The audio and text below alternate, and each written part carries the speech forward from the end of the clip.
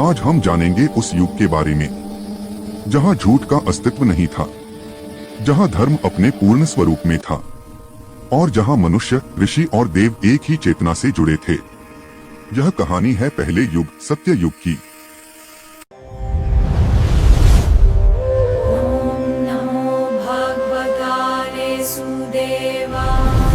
समय के चक्र में जब सृष्टि स्थिर और संतुलित थी, तब आरंभ हुआ पहला युग, सत्य युग।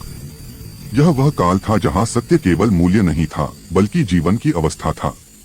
पुराणों के अनुसार सत्य युग की अवधि थी 17,28,000 मानव वर्ष।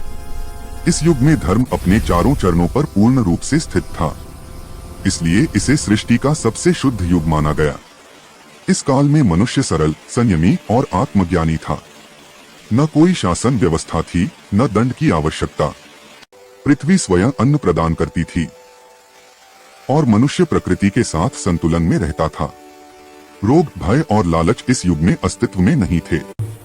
सत्य युग में भगवान ब्रह्मा द्वारा वेदों का प्रकाश हुआ।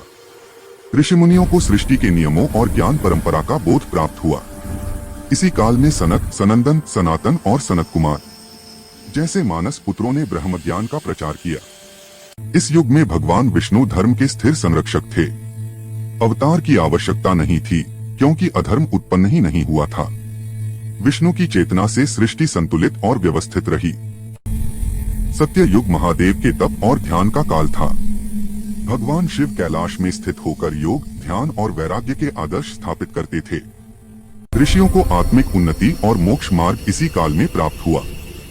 जैसे जैसे समय आगे बढ़ा, धर्म का एक चरण क्षीण हुआ और इसी के साथ सत्य युग का अंत और त्रेता युग की शुरुआत हुई, जहां कर्तव्य, संघर्ष और कर्म का महत्व बढ़ने लगा। सत्य युग मानव चेतना की सर्वोच्च अवस्था था, एक ऐसा काल जो आज भी धर्म का आदर्श बना हुआ है। यदि आपको सत्य युग की यह कथा ज्ञानवर्धक लगी हो, तो वीडियो को लाइक करें और इसे उन लोगों तक शेयर करें जो सनातन परंपरा में रुचि रखते हैं।